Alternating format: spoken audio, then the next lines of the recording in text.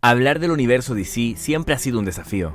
Una de las grandes preguntas que se hacen los nuevos fanáticos cuando se acercan a los cómics es ¿por dónde empiezo a leer? Que si esto es canon, que si esto no, que si esta historia fue relevante pero ahora quedó fuera y luego volvió a serlo. Por eso, cada cierto tiempo DC recurre a una gran crisis para reiniciar su universo. Lo que fue Crisis en Tierras Infinitas en los años 80, también Flashpoint en el 2010 y más recientemente Rebirth, son reinicios que sirven para capturar nuevos lectores, pero también para reordenar ese caos maravilloso que es el universo DC. En el cine y las series, sin embargo, el concepto de universo compartido llegó mucho más tarde. Marvel supo sostenerlo bien desde finales de los 2000, Star Wars lo ha sobreexplotado en la última década y franquicias como Jurassic Park han intentado algo similar. Pero ninguna como DC han estado tan desordenadas a la hora de construir una narrativa cohesionada. Hoy vamos a recorrer ese caótico pero fascinante camino. Vamos a recorrer los inicios del universo DC con los primeros experimentos en el live action, pasando también por la gran trilogía de Nolan, el fatídico DCEU y ahora lo nuevo que se viene, el posible Gunverse. Quédate en las pantallas, no olvides suscribirte para más y disfruta de este fascinante viaje por el universo DC.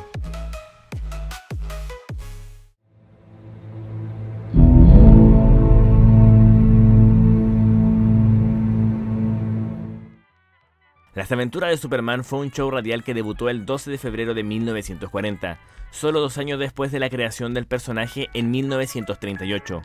Eso ya nos hablaba del fenómeno que serían los superhéroes, y así comenzaron los primeros intentos por llevar a estos personajes a la acción real. En 1941, Capitán Marvel, que entonces pertenecía a Fawcett Comics, hizo su debut en una cine serial, este formato episódico que se proyectaba en la pantalla grande. Curiosamente, ni Marvel ni DC fueron los primeros en dar el salto al live action, fue el héroe que hoy conocemos como Shazam, aunque esa historia de los derechos entre Fawcett Comics y DC Comics podríamos dejarla para otro video. Luego vinieron otros seriales como Batman en 1943 y una versión muy libre de Capitán América en 1944, que poco tenía que ver con los cómics originales más allá del nombre. Finalmente, en 1948 debutó Superman en pantalla y en 1950 tendría su enfrentamiento con Atom Man en su versión radial. Durante la década del 50, 60 y 70, DC apostó fuerte por la televisión. En 1952 se estrenó la primera serie de acción real de Superman, que alcanzó los 104 episodios. En 1966 llegó el inolvidable Batman de Adam West y Burt Ward. Una serie tan icónica que incluso tuvo una película ese mismo año, grabada justo después de la primera temporada, con un presupuesto ajustado de poco más de $1 millón, logró recaudar 16, no estaba nada mal para la época. Los 70 también fueron una era dorada para DC en la pantalla chica. Wonder Woman, interpretada por Linda Carter, se volvió un símbolo pop.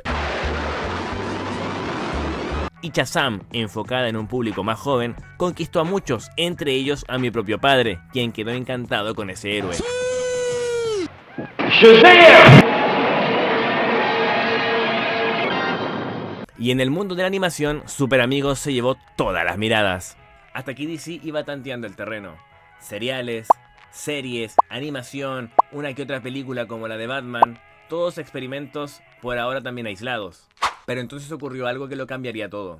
Superman voló al cine y el mundo no volvería a ser el mismo.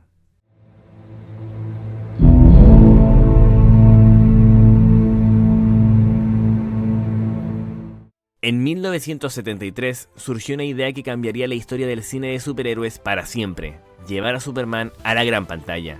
Tras varias conversaciones con DC y una producción complicada pero ambiciosa, se iniciaron las grabaciones en 1977. Finalmente, en diciembre del 78, Superman The Movie llegó a los cines. Y fue un fenómeno. La magistral interpretación de Christopher Reeve conquistó al público. Superman volaba por los aires, deslumbraba por su heroísmo y emocionaba por su bondad. Fue la primera vez que el mundo creyó de verdad que un hombre podía volar. Y no solo volar, sino inspirar. El éxito fue tan grande que en 1980 se estrenó Superman 2, que continuaba directamente la historia. Aunque detrás de cámara hubo muchos cambios, como la salida de Richard Donner, la película mantuvo el espíritu de la original. Aquí es donde aparecen comparaciones inevitables con el Superman de Cavill, especialmente por el enfrentamiento con Zod.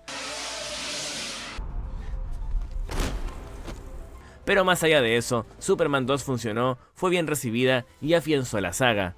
En 1982, como un pequeño anexo, apareció en pantalla grande Swamp Thing, una rareza dirigida por Wes Craven, que si bien aprobó con la crítica, quedó como una nota al margen. En 1983 llegó Superman 3, con Richard Lester como director y con un tono mucho más cómico, gracias en parte al actor Richard Pryor. Esta entrega ya mostraba grietas, la comedia se sobrepuso al drama y aunque Reeves seguía brillante, la magia empezaba a desvanecerse.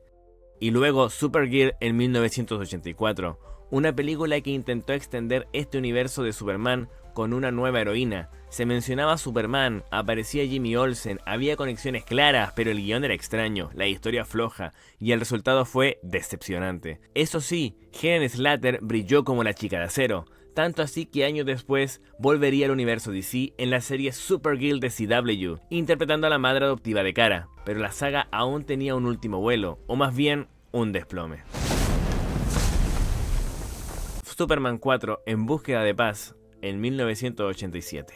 Malos efectos, guión desastroso, una producción apresurada y para muchos, incluido yo, la peor película en la historia de DC. Y con ella el sueño cinematográfico del Hombre de Acero se desmoronó. Sin saberlo, DC acababa de crear el primer universo cinematográfico conectado. Superman, Supergirl, personajes y tramas que se cruzaban, referencias compartidas, todos existían en una misma continuidad, aunque nadie lo llamaba universo aún. Fue un experimento espontáneo, sin planes maestros, sin escenas postcréditos, pero marcó un precedente, y como todo gran legado, pronto alguien vendría a reclamar el trono.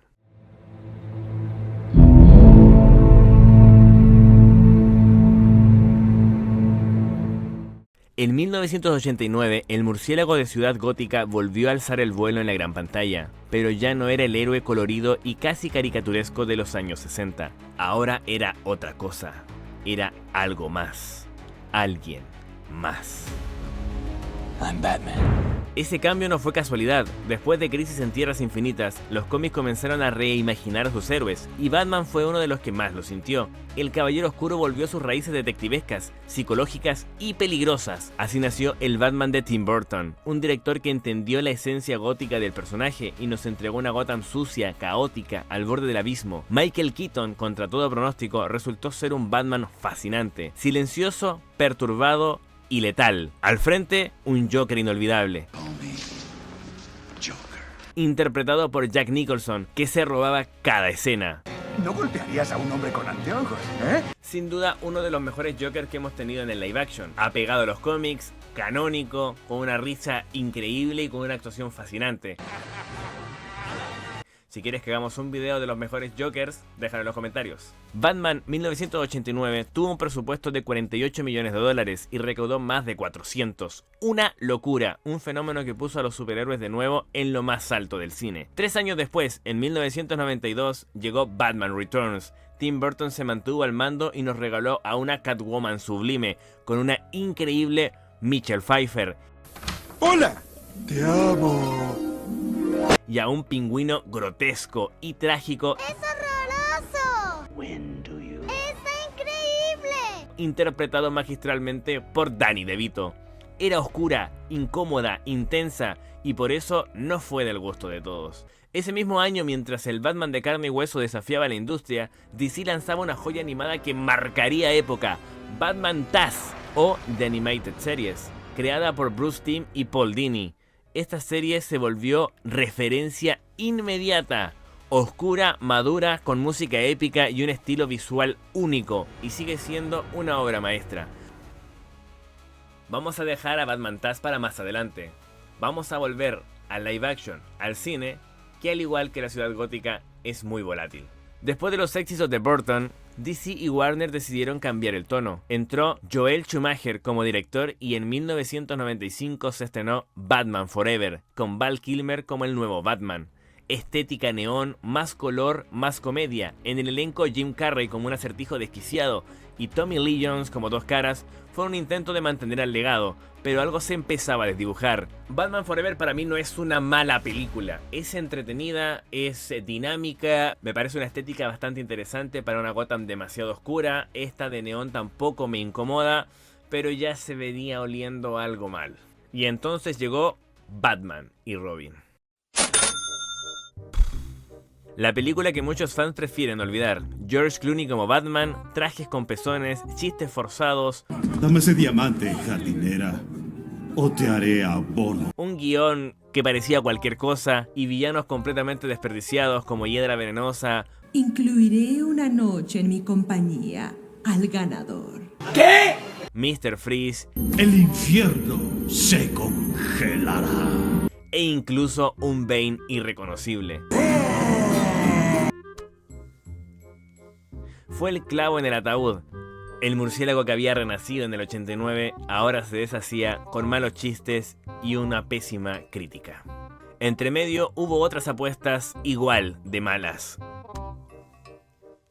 Steel en 1997 fue protagonizada por Shaquille O'Neal, la estrella del baloncesto, como un héroe de armadura, aquel que vimos en los cómics en La muerte de Superman, pero lamentablemente tenía muy poco carisma. En la televisión, DC seguía respirando. Series como The Flash, de 1990, protagonizada por John Wesley Shipp, lograron marcar época con una estética más sombría, inspirada también con el tono que le dio Tim Burton a The Batman. Aunque no tuvo muchas temporadas, fue una serie que fue muy valorada por los fans de DC más adelante. Tanto así que décadas después, Shipp volvería a interpretar al Velocista Escarlata en el Arrowverse, cerrando un hermoso círculo para los fans.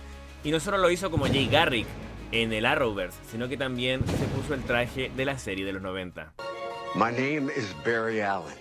También estaba Lois y Clark, The New Adventure of Superman, que trajo un Superman más romántico, más humano, centrado en la relación entre Clark y Lois. Una serie que, si bien tenía un tono más liviano, logró conectar con el público y también se volvió clásica para toda una generación. ¡Ay, el amor! Pero lo que parecía un ocaso pronto sería una reconstrucción, porque lo que estaba arruinando Schumacher lo estaba ensalzando Bruce Timm. Un universo animado se estaba gestando, un universo animado que marcaría época, que marcaría una generación completa y que sería el puntapié inicial para muchos en el universo DC.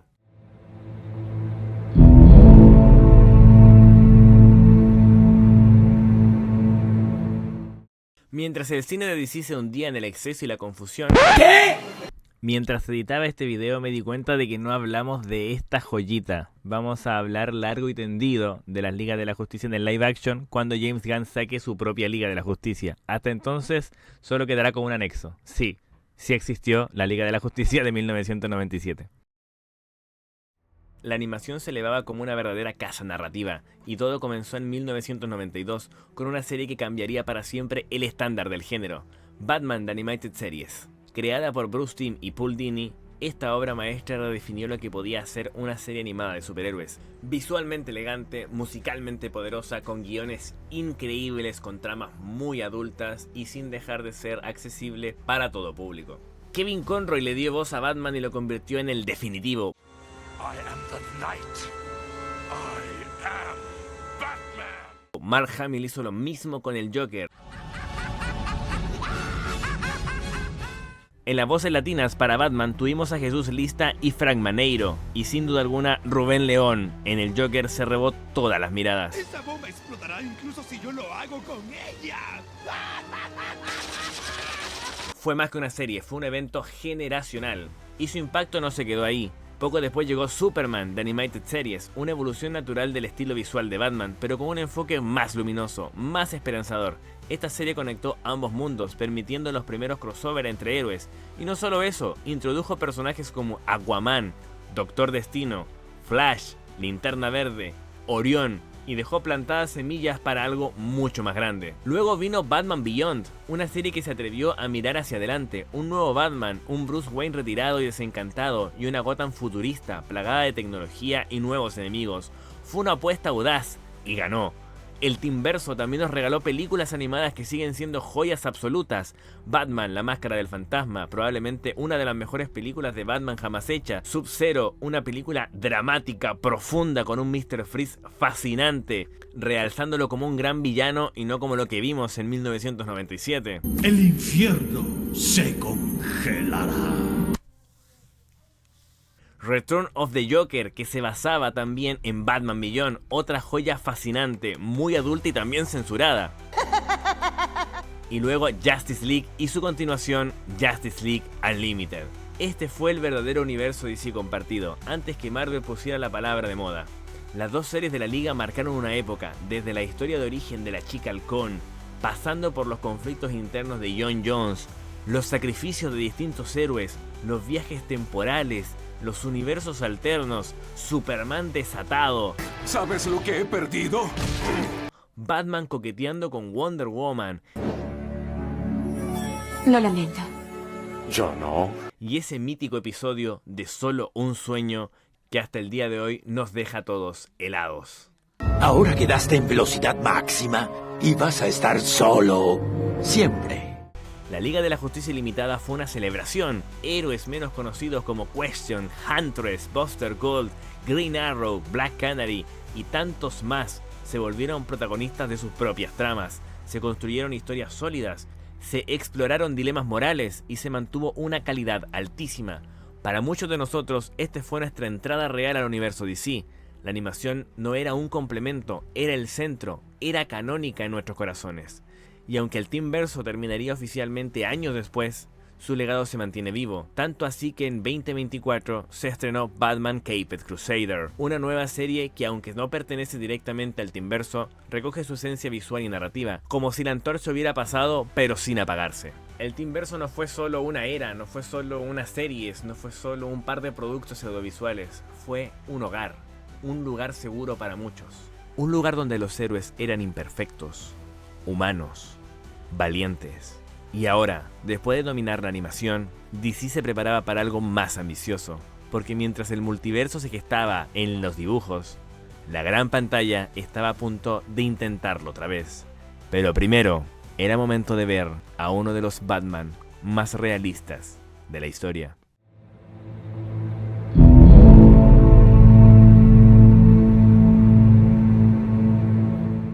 La década de los 2000 fue para DC un campo de batalla, una época de contrastes, de fracasos vergonzosos y de logros inolvidables. Sí, también olvidé Superman Returns, perdón, es mi primer video. Pero hablaremos de esta película muy pronto, así que atentos. En el cine, la historia comenzó con tropiezos. Catwoman en el 2004 fue una versión sin sentido del personaje, desconectada del universo de Batman, sin Selina Kyle y con un guión que ni Halle Berry pudo salvar. En 2010 apareció Jonah X, una película que pasó tan desapercibida que muchos olvidan que existe. Entre todo este ruido también surgió una rareza que con el tiempo se volvió de culto. Constantine en el 2005, protagonizada por Keanu Reeves, aunque muy alejada del personaje original del cómic, su tono oscuro, su mundo cargado del misticismo y la interpretación de Reeves lograron que la película sobreviviera al tiempo. Hoy se valora mucho más que en su estreno y la promesa de una secuela le ha devuelto la atención que merece. En la animación, DC seguía apostando fuerte, películas como Gotham Knight, Justice League The New Frontier, con una animación muy fiel al cómic original, y la brutal Under the Red Hood, elevaron el estándar de las películas dirigidas a video. También surgieron apuestas interesantes como Wonder Woman en el 2009, Green Lantern, Primer Vuelo, Superman vs. The Elite. Y por mi alma, juro que hasta que mi sueño de un mundo donde la dignidad, el honor y la justicia sean la realidad que compartimos, nunca dejaré de luchar. Nunca. Peliculaza o Batman vs. Drácula, que venían de una serie animada que se estaba emitiendo en esos años, que exploraron distintas facetas de nuestros héroes, pero donde realmente DC encontró magia fue en la televisión.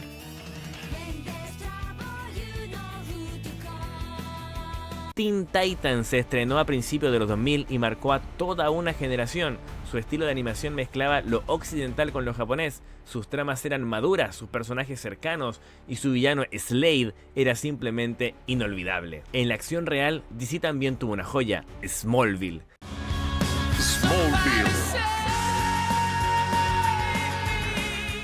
La serie nos llevó a los orígenes de Clark Kent, mucho antes de Superman. Durante 10 temporadas vimos su crecimiento, su conflicto interno, sus relaciones, sus primeras pruebas y también una galería creciente de héroes.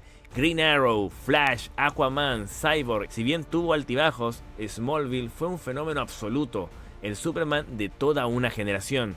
Y como si eso fuera poco, llegó el turno de Christopher Nolan. Batman Begins en el 2005 fue una reinvención total del Caballero Oscuro, más realista, más cruda, más emocional. Christian Bale encarnó a un Bruce Wayne lleno de matices, Ra's al Ghul, el espantapájaros, Gotham como un personaje más, una ciudad viva, todo tenía una lógica interna aplastante. La película funcionaba como drama, como thriller y como película de orígenes. Pero lo mejor estaba por venir. En 2008, The Dark Knight redefinió el cine de superhéroes, con Heath Ledger como un Joker icónico, caótico, brutal, inolvidable. La película se convirtió en un fenómeno mundial. Nos dejó frases absolutamente icónicas. Todo el mundo pierde la cabeza. ¡Llegamos! Quiero que lo hagas, no te detengas, ¡arróllame! Si eres bueno en algo, jamás lo haces gratis. ¿Por qué tan serio, hijo? Todas estas se volvieron parte del imaginario popular. El Joker de Ledger ganó una fama jamás antes vista, pero lamentablemente el actor nunca pudo presenciarlo, porque lastimosamente falleció a principios del año del 2008. Aún así, Ledger ganó el Oscar póstumo y la película fue alabada como una obra maestra. Paralelo a esto, Marvel lanzaba Iron Man y Hulk, también en el 2008, con suerte dispar para ambas películas. Sin embargo, Marvel daba los primeros pasos a un universo compartido y DC poco a poco se iba quedando atrás, a pesar de tener estos dos tremendos exitazos. En 2012, The Dark Knight Rises cerró la trilogía, tal vez la más floja del trío, pero aún así cargada de momentos épicos, la caída y el ascenso de Batman. ¿Qué significa eso? Asciende. El discurso de Alfred. ¿Ahora quieres que salga con una ladrona? Le presentaría a una chimpancé si así vuelve a salir al mundo. Y el discurso del propio Bane. ¡Y se las devolvemos a ustedes! ¡El pueblo! Entre tantos otros momentos icónicos, Nolan entregó un final digno, con corazón y con la sensación de que DC podía aspirar a algo más grande.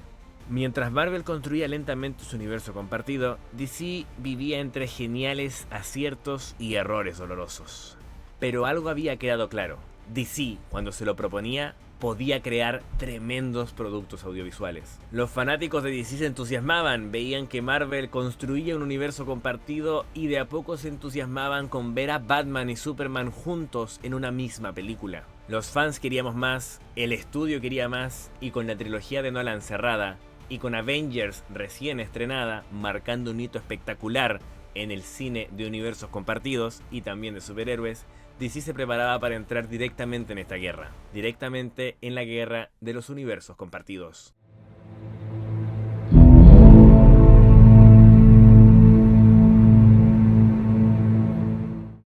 Marvel había dado el primer golpe serio sobre la mesa, un universo compartido sólido, conectado, película tras película, y DC reaccionó. No con calma, no con planificación, y sí con mucha urgencia.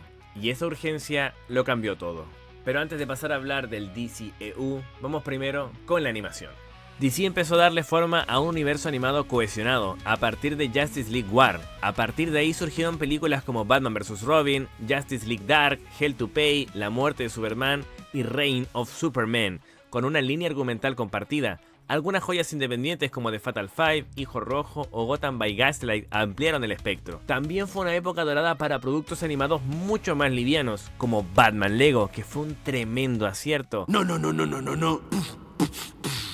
¡No! Teen Titans Go, con su humor absurdo y referencias metanarrativas, también se volvió un fenómeno que cruzó generaciones. Otro que también volvió al metraje fue el Batman del 66. El Batman clásico volvía, pero en forma de animación, y también traería dos películas que emocionarían a los fans. Algunas entregas eran más irregulares, pero el corazón de DC en la animación seguía latiendo con fuerza. Y sí, Young Justice merece un video completamente aparte.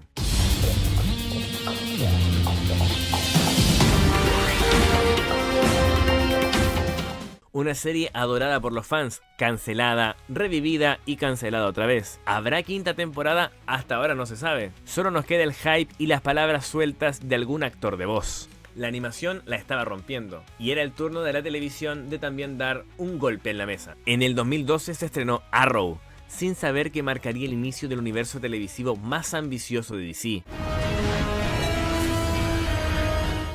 Durante una década se expandió con The Flash, Supergirl, Legend of Tomorrow, Batwoman, Black Lightning y finalmente Superman y Lois. Fue una era con picos altísimos y caídas también muy intensas. Tuvimos una trinidad televisiva inolvidable. La supervelocidad no la tengo. Entendido. Arrow, Flash y Supergirl. A ellos se le sumaron decenas de héroes y villanos memorables. White Canary, Vixen, Captain Cold, Heatwave, Wally, Nora West, Hawkman, Hawkgirl, The Guardian, The Atom, Speedy, Red Arrow, The Ray y villanos icónicos como Deathstroke, Ra's al Ghul, Lex Luthor, Vándalo Salvaje, Malcolm Merlyn y Reverse Flash, entre muchos otros. Y como si fuera poco, el crossover Crisis en Tierras Infinitas lo logró. Unió décadas de historia audiovisual de DC en un solo evento, una carta de amor a todo el multiverso de DC.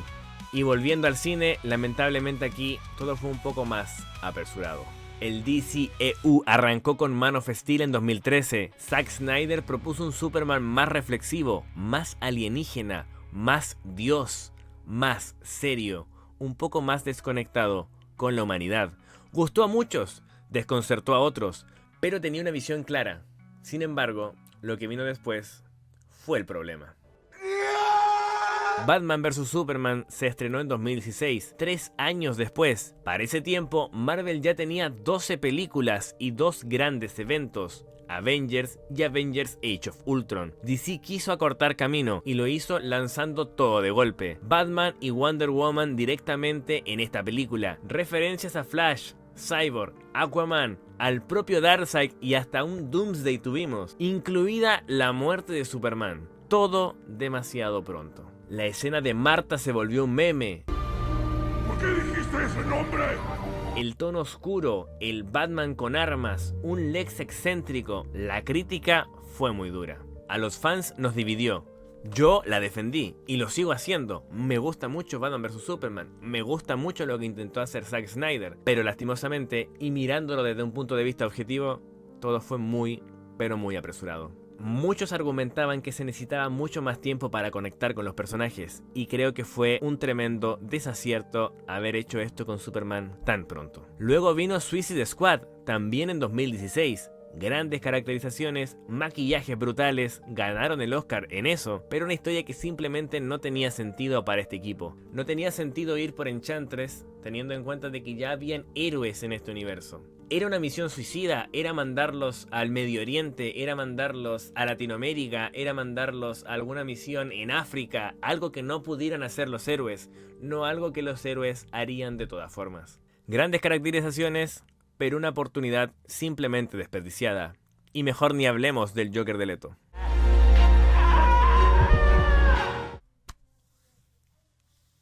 Wonder Woman fue un rayo de luz. El 2017, La Mujer Maravilla salvó el honor. Una película de origen bien narrada, con corazón, con escenas potentes, como por ejemplo la secuencia en No Man's Land.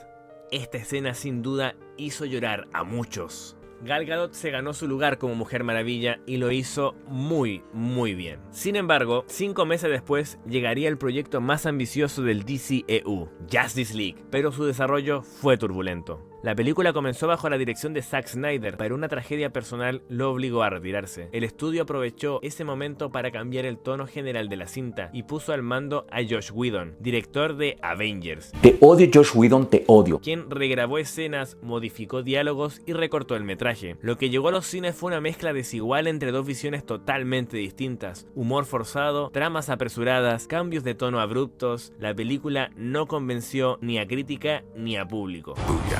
Era oficial, el universo que había nacido con urgencia ahora se desmoronaba con escándalo. DC había querido igualar a Marvel sin construir como Marvel, y su jugada más grande, la Liga de la Justicia, terminó siendo su momento más bajo. Pero lo que parecía un final apenas era la mitad del camino recorrido, porque un grupo de fans comenzaría a pedir, a exigir la versión original del director, una versión de la Liga de la Justicia de Zack Snyder.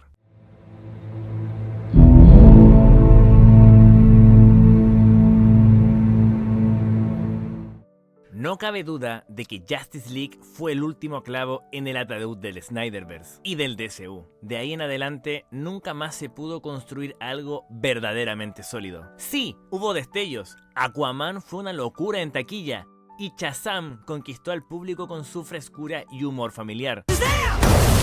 Pero todo lo que vino después fue un intento tras otro por rescatar lo que ya estaba roto. Wonder Woman 1984 fue duramente criticada. Birds of Prey nunca dejó claro si pertenecía o no al universo. Paralelo a esas dudas, comenzó a crecer una polémica que no haría más que intensificarse. Zack Snyder empezó a compartir imágenes inéditas de lo que sería su versión oficial de la Justice League. Rápidamente, el movimiento Restore the Snyder Cut tomó fuerza entre los fans, que exigían ver la visión completa del director. Y en el 2021, contra todo pronóstico, esa visión se hizo realidad. Se estrenó el Snyder Cut, una película de 4 horas que reimaginaba por completo la historia de la Liga. Fue un viaje fascinante, emotivo, con una carga épica que tocó el corazón de muchos. En lo personal, me fascinó. Por un tiempo incluso se especuló con la posibilidad de que el Snyderverse tuviera su propio camino, una especie de línea alterna o universo paralelo, pero finalmente nada de esto dio frutos. Sin embargo, la historia tuvo un cierre épico, y como broche final, la dedicatoria que conmovió a todos. Un cierre que más que una película se sintió como una despedida. Por otro lado, El Escuadrón Suicida de James Gunn fue muy superior a su predecesora, más coherente, mejor narrada, con momentos increíbles como la batalla final o el giro con Starro, pero a pesar de eso no logró revitalizar el universo. Era como una joya perdida en medio de un terreno en ruinas. Luego vinieron Black Adam y Blue Beetle. Black Adam, liderada por Downey Johnson, prometía ser el reinicio del DCEU. Por un segundo parecía que lo lograría. La escena postcréditos con el regreso de Henry Cavill como Superman emocionó a todos. Por fin parecía que el Hombre de Acero volvía a casa, pero todo se vino abajo igual de rápido. Problemas internos, dudas con las directivas, dudas creativas, promesas que no se cumplieron. Cavill fue despedido semanas después de que había vuelto al universo de DC. Blue Beetle, por su parte, fue una grata sorpresa. Una historia de origen sencilla, pero con corazón, con una familia latina al centro y una energía fresca. No rompió récords, pero funcionó. Y por eso la puerta sigue entreabierta para Jaime Reyes. Shazam 2 lamentablemente no estuvo a la altura de su predecesora, y Aquaman 2 cerró de buena forma la historia del Rey de los Mares, el único personaje de DC que tuvo un cierre bastante digno. Tanto gustó Jason Momoa que probablemente interpretará ahora, en este nuevo universo de DC, a un personaje para el cual nació para interpretar, el señor Lobo. Y ya el último pero último clavo del ataúd fue, lamentablemente para mí, The Flash. La película fue protagonizada por un polémico Ezra Miller. Lastimosamente, The Flash fue una película prometida para el 2017, que cambió de director múltiples veces, sin una idea creativa clara, acumulando problemas uno tras otro, hasta que finalmente vio la luz en 2023. Ese reinicio, decían muchos, aquí resurgimos. Hubo quienes aseguraron que la película era maravillosa, formidable, y si bien la historia a mí no me desagradó, y en ti no se rompió nada que deba repararse. Los efectos visuales terminaron por destruir un intento interesante. Desde el inicio arrastraba el conflicto de imagen de Ezra Miller y simplemente no logró hacer pie en ningún momento. Al menos nos permitió ver por última vez al Batman de Ben Affleck y a la Wonder Woman de Gal Gadot en acción. Lo positivo es que continuó con la senda del multiverso, conectando muchos productos, incluso algunos que nunca se concretaron, como ese mítico Superman de Nicolas Cage. Fue un guiño dentro del enorme y fragmentado multiverso de DC. Mientras el universo principal se desmoronaba, DC encontró luz en sus rincones alternativos. Joker fue un fenómeno mundial, ganó el León de Oro en Venecia, 2 premios Oscar y revalorizó al villano como símbolo social y psicológico. Pero su secuela, estrenada en 2024, 1984 fue un completo desastre a nivel de taquilla y crítica. Una propuesta arriesgada, sí, pero que no conectó con la audiencia. En paralelo, The Batman, dirigida por Matt Reeves, fue otro exitazo, un Gotham Noir cargado de tensión. Robert Pattinson entregó un Batman atormentado y vulnerable, y ese universo, aunque separado, demostró que DC aún podía hacer cine de calidad. La animación tampoco escapó al colapso. Tras cerrar un gran universo compartido con Justice League Dark, Apocalypse War, DC reinició su continuidad animada con el llamado Tomorrowverse. Películas como Superman, Man of Tomorrow, Justice Society, World War II o Green Lantern, Beware My Power propusieron algo nuevo, pero no terminó de cuajar. En 2024 se estrenó la trilogía animada de Crisis en Tierras Infinitas, una apuesta enorme que intentó cerrar todo. En un solo par de años, el Tomorrowverse se creó y se disolvió. En la televisión, en cambio, se vivió uno de los momentos más hermosos en la historia de DC, el crossover de Crisis en Tierras Infinitas del Arrowverse, una carta de amor a todos los universos, desde el Batman del 66, pasando por la Doom Patrol, los Titanes, se vio hasta la Cosa del Pantano, poco también de Superman, incluso hubo una adaptación de Kingdom Come,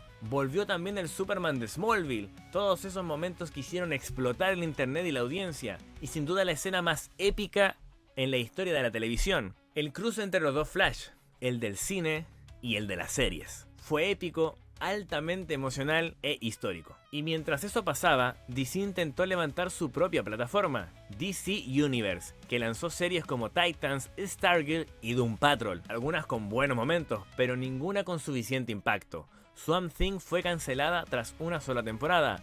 Gotham, que no pertenecía a esta plataforma, se volvió un proyecto y un producto autoconclusivo, entretenido y muy bien hecho. Pennyworth pasó desapercibido y el CW intentó revivir, luego de lo hecho con los tremendos héroes del Arrowverse, con Gotham Knights y Naomi, pero ambas fueron canceladas en su primera temporada. Sumado a la conexión del Arrowverse con todo el multiverso, la serie Titans sumaría a este apartado una escena majestuosa del Chico Bestia conectado con Lo Verde, en donde hace un paneo hermoso por diferentes productos de DC, como Stargirl o incluso Teen Titans Go, canonizando todo lo que hemos visto. Estos intentos del Arrowverse con Crisis en Tierras Infinitas y también del Chico Bestia con Lo Verde, conectando todo lo que es el multiverso, también junto con la película de The Flash, fueron puro fanservice, pero sin duda de lo más hermoso que hemos visto. Y sin duda de lo más rescatable de esta última etapa del DCEU. Cuando todo se derrumbaba, una serie resistió con elegancia. Superman y Lois.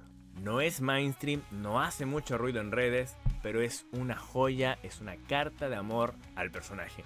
El producto nos entregó 4 temporadas consistentes, un guión maduro y un Clark Kent humano, real, emocional.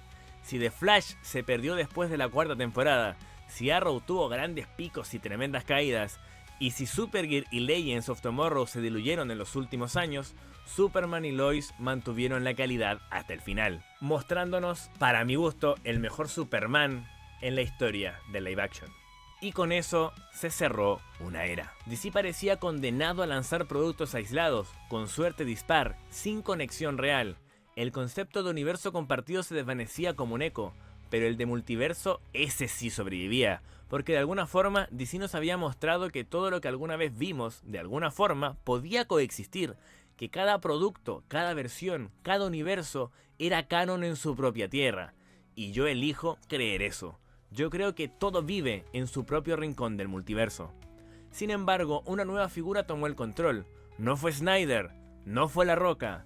Se venía en el horizonte un director que venía de construir una familia de inadaptados en Marvel y que estaba listo para reorganizar el caos de DC. Así nació una nueva esperanza, el Gunverse, y con él la ilusión de volver a retomar el universo compartido.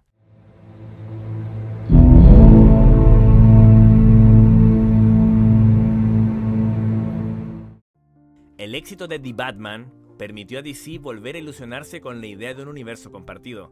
A esto se sumó un cambio clave en la directiva, James Gunn, quien ya había construido una de las trilogías más queridas del cine de superhéroes, con Guardianes de la Galaxia en Marvel. Este hombre asumía el mando creativo. En DC, Gunn ya había dejado huella con 2 proyectos muy bien recibidos, The Suicide Squad y Peacemaker. esta última nacida bajo el sello de DC Universe. Quedó huérfana como sus hermanas Titans o Doom Patrol, pero con el nuevo liderazgo parecía tener una segunda oportunidad. Mientras tanto, en el terreno animado, algunos productos sobrevivieron con fuerza. Teen Titans Go y Harley Quinn mantuvieron su autonomía con humor irreverente y referencias meta. Mis aventuras con Superman fue una grata sorpresa, colorida, emotiva y perfectamente adaptada a las nuevas generaciones. Un regreso esperanzador a los valores clásicos del Hombre de Acero y con tintes interesantes sobre el multiverso. Incluso surgieron fuertes rumores sobre una quinta temporada de Young Justice. No hay confirmación oficial a julio del 2025, pero la comunidad sigue cruzando los dedos. El universo de The Batman, dirigido por Matt Reeves, también continúa, pero un poco al margen. Aunque alejado del Gunverse, ha tenido sus propias complicaciones. The Penguin, serie spin-off de HBO Max, fue un éxito en crítica y calidad narrativa, pero The Batman 2 ha sufrido ciertos retrasos. De igual forma se rumorea la expansión de este microverso con diferentes series de diferentes villanos, pero por ahora todo queda en especulación. Y aunque James Gunn ha dicho que Superman, en este julio del 2025, será el verdadero punto de partida de su universo, el primer ladrillo ya fue colocado. En diciembre del 2024 se estrenó Creature Commandos, una serie animada que fue muy bien recibida por el público y no solo presentó personajes nuevos y excéntricos, sino que dio el pistoletazo de salida del Gunverse con una propuesta innovadora. Actores de voz que también interpretarán a sus personajes en el live action. Un ejemplo es Rick Flag Sr., el líder de Comando de Criaturas, interpretado por Frank Grillo, quien aparecerá también en Superman. Esta conexión entre animación y acción real recuerda lo que alguna vez intentó el Arrowverse, con miniseries como Vixen o D-Ray, pero ahora bajo un plan real y unificado. Y aquí llegamos al gran dilema de DC. ¿Qué termina siendo canon ahora y qué ya no es canon, de acuerdo a lo que hemos visto? Gunn ha dado pistas claras. Los eventos de Suicide Squad, como el personaje de Peacemaker, Weasel o Amanda Waller, incluso eventos como la muerte de Rick Flag o la lesión de John Economos en la serie de Peacemaker, todo eso parece ser canon. También las consecuencias de la primera temporada del Pacificador, donde Leota de Bayo expone a su madre en relación al Escuadrón Suicida. El Congreso dijo que no podemos usar prisioneros humanos, estos idiotas no son humanos. Estas cosas también lo son, todo excepto la escena final con la antigua Liga de la Justicia. Con estos datos, más Creature Commandos, el nuevo Superman, la segunda temporada del propio Peacemaker, la futura serie de Green Lantern y la nueva película de Supergirl, se perfila una primera etapa en el DCU, bautizada como Dioses y Monstruos. Y sí, por primera vez en mucho tiempo, DC parece tener un plan. Pero la gran pregunta sigue ahí. ¿Funcionará? ¿Será esta la vez que los héroes más icónicos del cómic logren brillar en un universo cinematográfico a la altura de su legado? ¿Será James Gunn el arquitecto que por fin construya algo duradero, sólido y lleno de corazón? No lo sabemos, pero por primera vez en muchos años, tenemos razones para creer.